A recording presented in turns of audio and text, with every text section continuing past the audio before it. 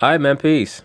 So, NBA all-time great LeBron James and his Cleveland Cavaliers had a very big, if there is such a thing, regular season match against the incumbent Boston Celtics, who seem to have their eyes set on dethroning Cleveland as the Eastern Conference's representative for the NBA Finals. Of course, it was a very ballyhooed matchup. It was expected to be the return of the miniature but great guard for Cleveland, Isaiah Thomas, who was swapped for Kyrie Irving in a deal between the two teams before the season. Of course, they're going to talk about it, and I'm going to chime in. Well, we were supposed to see a marquee matchup between LeBron and Kyrie last night, but it didn't exactly. Hey, yo, LeBron is the most feminine 6'9", 255-pound dude I've ever seen in my life, man. This nigga is literally here playing double dutch with Tristan Thompson without a jump rope.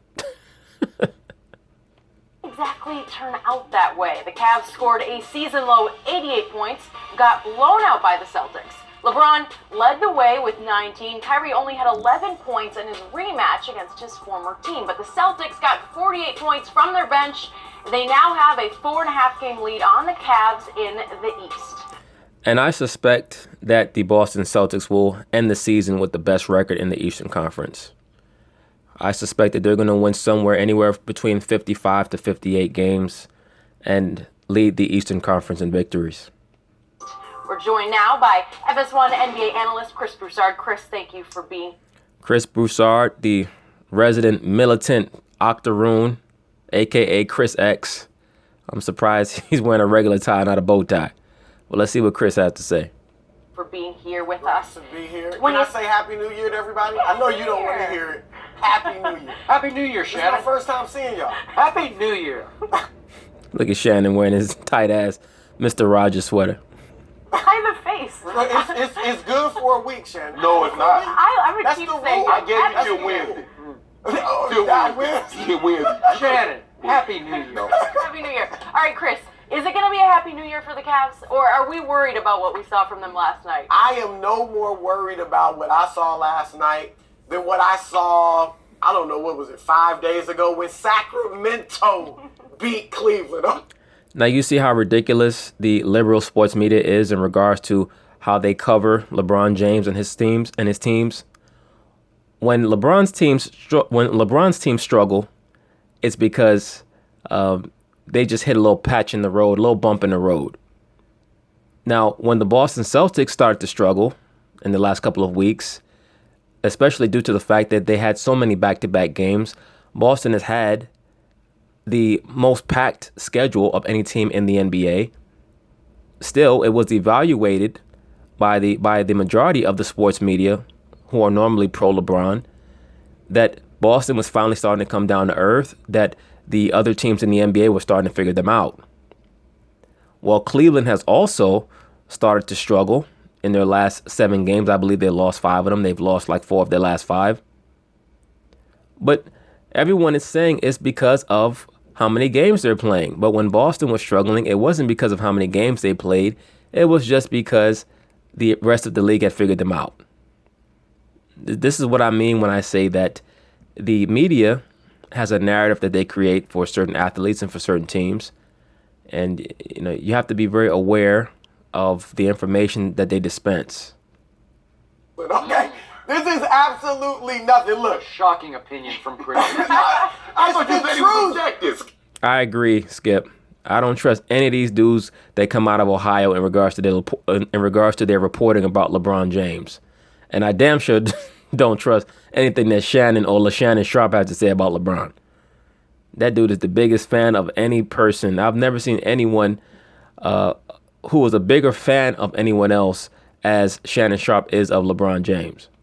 Skip, look. The Cavs are the oldest team in the league. Oldest. Second night of a back-to-back. Oh. And on top of that, it was an emotional, you got to give them that, it was an emotional first game against Portland because Isaiah Thomas is back. Sure. So they were not only physically drained, but I think mentally and emotionally drained.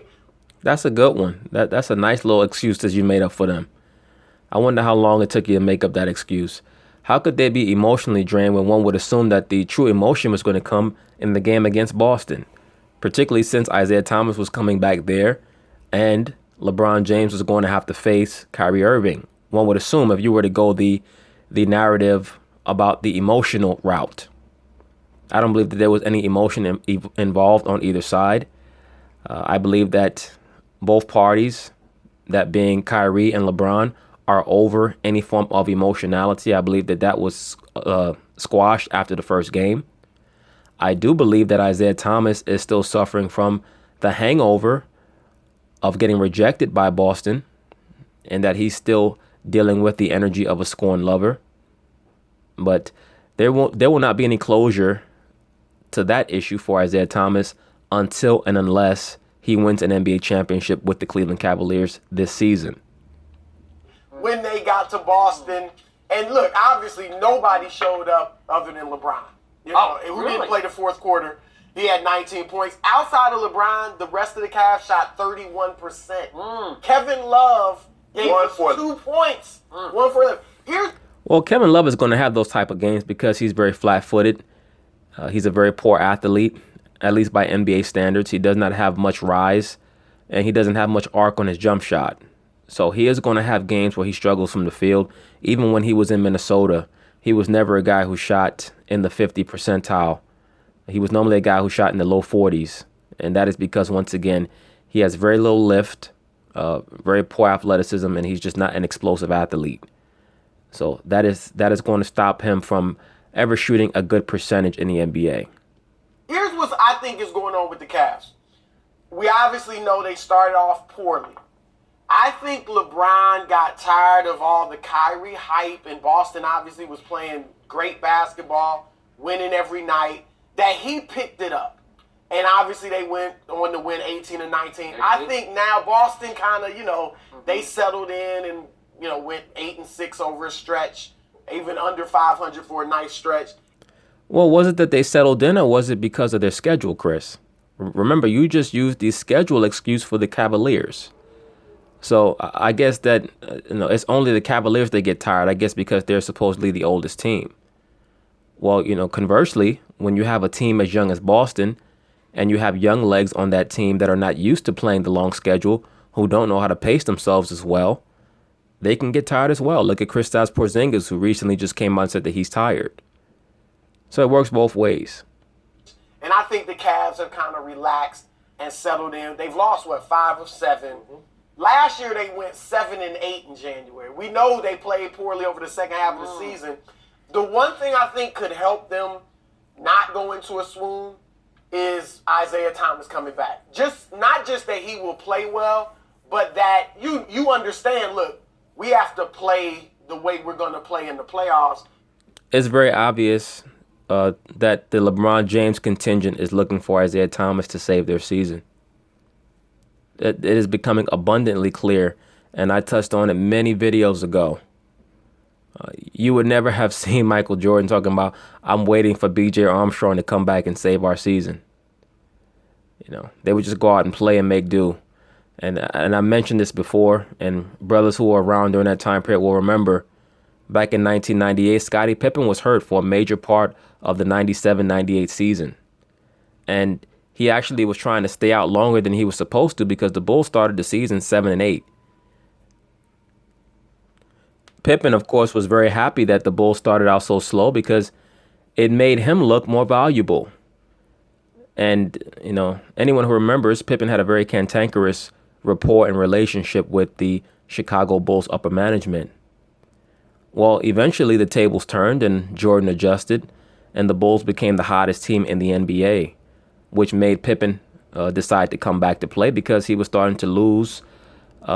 He was starting to lose any form of negotiating power with the Bulls because they were starting to play so well without him. And point being is that's what great players, that's what great leaders do. And that's not to say that LeBron is not a great player, he is, but to sit back and say, well, we're waiting for Isaiah Thomas, a player who's never been in the NBA Finals, a guy who's 5'8.5", to believe that he's going to be the one to save your season? No, I don't think so, bro. And just as an aside, look in the bottom left of the screen. Many of these networks understand that the top athletes in the entertainment world are worshipers of Pan and worshipers of Baal. Look at the hand sign that they have LeBron throwing up with his left hand for Pan. All right. I did a video a while ago on Chris Paul and Jay-Z, as well as Chris Paul and James Harden, and both of them obviously being worshipers of Bacchus or Dionysus or whatever you want to call him, as well as Pan, who's known today as the Baphomet. All right. So not to digress too much, but I'll probably be covering that a little bit more in another video. To get him acclimated, to get him fitting in. And so that, kind of project, if you will, could get them excited and stop them from being complacent. But I just think that that's all that this is. This is nothing at all to worry about. Cavs in 5 or 6 if they meet in the conference finals. Go ahead. If I were to give my prediction on a meetup between the Boston Celtics and the Cleveland Cavaliers, I'd probably say Cavs in 6 right now. Go ahead, LeShannon. Ready. This. Yeah. You know what I'm concerned? Shannon, Happy New Year to you. Happy New Year. I'm concerned if you tell me Kevin Love, Jay Crowder, Wade, and Green gonna shoot 8 for 44 again. You gonna tell me that? So they're gonna do that, Skip, again? They're gonna go over 12 from 3. Is LeBron going to go 1 for 6 in the third quarter again? I just asked him. Skip, don't do that. And is Terry Rozier going to drop 20? Yeah. No, he will not. Okay. Because this was an odd game overall. I mean, Kyrie had... Basically, the excuse makers, the substance of their argument is the reason why the Cavs lost is because their players missed shots. Well, no shit. That's not an excuse. That's a reason. And when you're facing teams that play great defense, you can expect for your shooting percentages to go down. You're going to have to adapt. And it does take a minute to adjust to the intensity that the Boston Celtics play defense with.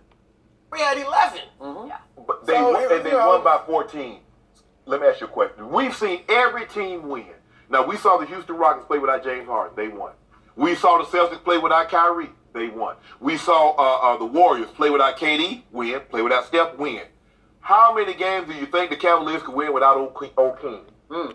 Right, but is that a reflection of LeBron James's greatness, or is it a reflection of the fact that every team that has him has to play his system because he can't play any other system? When you're a super fan like LeShannon James, sometimes they struggle to see the forest through the trees. They look at the team and how it looks without LeBron, and they believe that's solely based off of LeBron's greatness, as opposed to solely being based on being LeBron James over-dependent. When you have a team that cannot function without the main player, that's not just a reflection of that player's greatness. It partially is, but it's also a reflection of the fact that the system that they run is not a real system at all. It's totally centered around LeBron James. Now, if you were to take Michael Jordan out of the Bulls lineup in the late 80s, they definitely would go 0 and whatever. But when you took him out of the Bulls in the early 90s, they were still able to be moderately successful because of the system that Phil Jackson had brought in. It doesn't take away from Jordan's greatness. What that means is that due to the load sharing that you have on a team with a real system, it enforces other players assuming responsibilities that are left by great players that are taken out of the system. It's like any other unit that is functional. At your job, when somebody's on vacation, you have other people who pick up the slack. In your family, when somebody gets sick, someone else picks up the slack. If you have any type of organization where people are not taught how to do other duties, you don't have proper load balancing. And that's what the lack of success with the Cavaliers is more of a reflection of than just being without LeBron James's greatness. It's the fact that these other players are not given responsibility so that they can grow. Everything is put on LeBron, and then, of course, he gets to play the woe is me, I have to do everything. Well, nigga, you like doing everything. You wouldn't know how to handle it if and when they give others responsibilities that are supposed to be yours. Old King is old. He's old. And here's the thing. I sprung this trap on Skip. He's talking about playing 37 minutes. LeBron James in year 15 is playing 37.3 minutes per game. In year 15, Michael Jordan, who was older than LeBron is right now, played 37 minutes a game. Now, was 37 minutes more or less back then than it is now? Or was it 37 minutes? It's the old adage, which is heavy. Shannon is constantly trying to play this game of trying to grade LeBron James against Michael Jordan. And it's expected because most of LeBron James's fans do this. They think that they can make up some type of gap between LeBron James and Michael Jordan by constantly comparing everything that they do.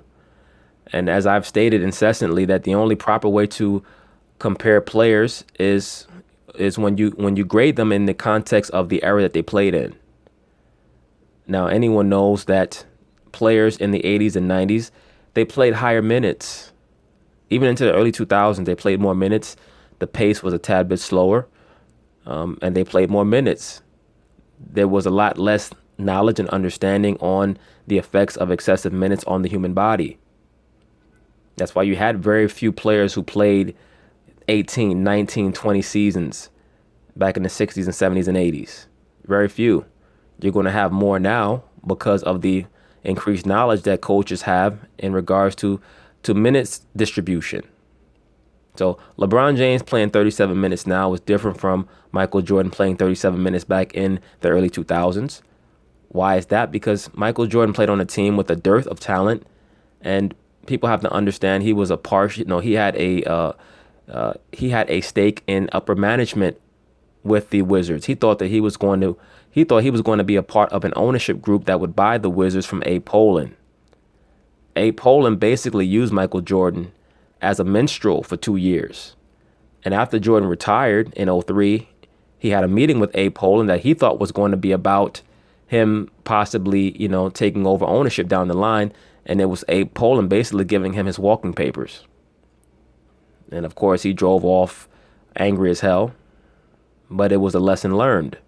Eventually, he was able to buy the Charlotte Bobcats from Robert Johnson.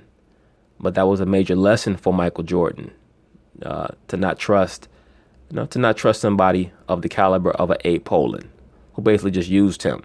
But that's the reason why he played all those minutes in his last season.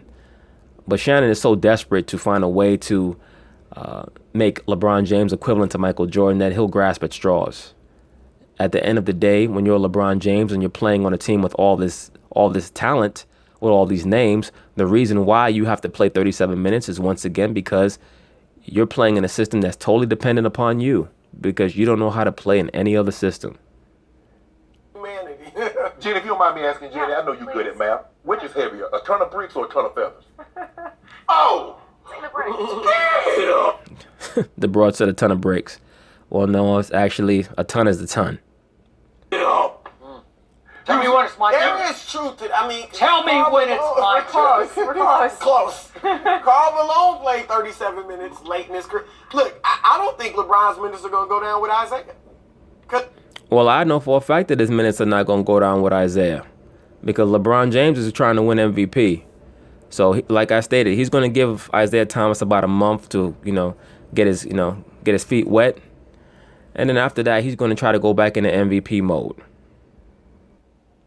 Their margin of victory is like 3 points. Yes. Like that. Okay, but the other night against Portland, I was proud of LeBron because he actually took himself out with 5 minutes left. Lou did that. He did not. It's LeBron. He just said, okay, I've had Stop enough. doing that You know shit. why? Because LeBron knew what was coming. It was going to be an emotional night and a long night at Boston. I got to be ready for it. Exactly. That's the exact reason why LeBron did that. And look at the look on Chris X's face and Shannon James. They know that what Skip is saying is correct in regards to LeBron. The reason why LeBron took himself out of that game early was because he was trying to mentally prepare himself for the big game in Boston. Of course, it didn't go well, so now everybody has a bunch of excuses for him. And then he hit the wall in the third quarter. It was just shocking to I me. need you to stop. You got Boston in the Eastern Conference Finals over Cleveland. Is that what you're saying? No, to win, to beat them? Yeah. I'll just tell you this. If they could get Gordon Hayward back, because they're down a whole all-star, and I think there's a chance they might get him back. Now, could they blend him into their rotation? But they need another scorer. But listen, you want to talk about defending? The reason all those non-LeBron shot so poorly, they were getting defended at a level they don't usually get. Thank you, sir. Thank you, sir. It's so easy to look at stats, but you have to understand the context of the stats. It's like somebody who was trying to go back and forth in the comments about the defense of this generation as opposed to the defense back in the 90s. And let me say this, I'll be the first one to state that, many old head basketball fans, they go on and on about the physicality of the 80s. And the 80s defense was overrated. Okay? Let me be the first one to say that. The 80s defense was overrated. The Pistons really brought defense in vogue into the NBA. They ushered in the defensive era of the NBA, which was the 90s, not the 80s. The 80s was not a defensive era. The 90s was a defensive era, particularly starting from 1992. Okay? And that is what brought defense into the NBA as a main source of or a main tactic for teams that were not as talented as many other championship level teams to try to gain some type of a competitive advantage. But just to get back to the point, many teams today are used to not really being defended, especially with the way in which they're able to get wide open 3-point shots. When you have a team like Boston who are going to run out and contest threes, it throws people off, especially an older team like Cleveland. But what happened with the Heat? The Heat beat them twice. Okay, but again, they're lower scoring. They're number one in defense in the league. Well, the Heat are the type of team that would give Boston trouble because remember, they're based off of the teachings of Pat Riley, and Pat Riley is a grit and grind type coach. That trickles down to Spoelstra, who teaches that to his team. Riley's always going to push and promote for defense. I'm just telling they don't have firepower except for I need Kyrie. you to stop trying to plant that seed that LeBron is uncoachable. You keep saying that, he will come out, he didn't do this. LeBron is very coachable. Assistant Coach Lou, that's who you're talking about? Oh, well, it is. Well, you know it, Come on. Anything. Just acknowledge I was talking to Bron the other day. Yeah. Me, him, and Rich Paul. He's very coachable. He wanted me to tell you, Skip, you need to stop this narrative. Yeah, I really believe Shannon do be talking to LeBron, but LeBron doesn't know who it is on the other line. It's just Shannon calling him up, acting like he knows him. Hey, baby, it's me, Shannon. LeBron be like, who? You know who it is. Tell Savannah I said hi, and tell her make sure that when she make my chicken wings, she don't put too much sauce on wings. Bye. Well, I'm actually paying him a compliment. No. He's got higher IQ than Ty Lue does. Stop it. He does. You ain't paying him no Ty compliment. Lue got a ring. Okay, Ty Lue has led a team to a championship. Okay, but he's earned the right to coach himself. And No, he has not. He has too. Where Tom Brady coaches himself? On offense. No, he does not. But look, I agree with Skip. I believe that, after a certain amount of tenure, people do coach themselves. That doesn't mean that they don't necessarily listen to the coach, but, their main coach is themselves because they're pretty much running on autopilot. Peyton Manning pretty much ran on autopilot his last few years in Denver. That's why it was such a shock when Gary Kubiak came in and kind of changed the system up on him. Michael Jordan, his last couple years with the Bulls, of course, he listened to Phil Jackson, but he pretty much coached himself. Tom Brady, obviously, he listened to Belichick and Josh McDaniels, but, he knows what to do. LeBron James is the same way. Basically, Ty Lue's job is to bring LeBron back into the fold when he starts to detach from his teammates because LeBron James is gifted mentally in regards to basketball. So, when you're coaching somebody who's as mentally gifted as that, the job of a coach of someone who's that gifted is to bring them more into the fold of the rest of their teammates because geniuses tend to become detached from everyone else. So you have to bring LeBron back into the fold with the rest of his teammates so that he can relate to them a little better. Chris, thank you for joining us. You know what? Happy Skip New Year Bayless. as well. Happy New Year. Let's We continue will see that in that. 2018. All right, well. But anyway, in regards to what's coming down the pike for Cleveland and Boston, I do believe that they're going to have a very, very competitive showdown in the conference finals. I'll definitely be rooting for Boston because I believe that they have the smarter, much more well-coached team, and I also believe that they will give whoever comes out of the West a much greater series than Cleveland will. I don't think that Cleveland can beat the top 3 or 4 teams out West. I just think that the LeBron James system is a system that is just not built to beat the top teams in today's NBA. I think that LeBron gets a little bit too much credit for being a distributor. I think that he's really just more of a ball monopolizer. He is a great passer, but he just has the ball so much in his hands that it makes his teams very easy to defend, which is why his teams lose so many games in the regular season, particularly in the last few years. Since the NBA has moved more towards ball movement and long range shooting, you notice his teams don't win in the 60s anymore. Now it's just low 50s, and then they get to the finals because most of the teams in the East are not that well coached, not coached well enough with enough talent to beat his team, and then they get to the finals and they just get blitzkrieged. I mean, let's be for real. They should have got swept against the damn Warriors in 2016. If Steph Curry hadn't went into some type of psychological meltdown, hadn't had the knee injury, Draymond hadn't totally mentally imploded, and a whole bunch of other things happened in sequence. So, as I've stated numerous times, to me, LeBron James is more Wilt Chamberlain and Shaq than Magic, Larry, or Michael. I just don't see him in regards to that ilk. I see him more in regards to the ilk of a physically supreme player who people are going to look back on and say he did not win as many championships as he should have. But once again, I'll be rooting for Boston. I hope that they win. I think that they can give the Warriors a run for their money if they're fully healthy. They won't beat the Warriors, but it'll be much more exciting than Cleveland, because Cleveland cannot match up with the Warriors at all. They don't play the defense needed to match up with the Warriors. They don't shoot well enough, and they're too old. But anyway, peace.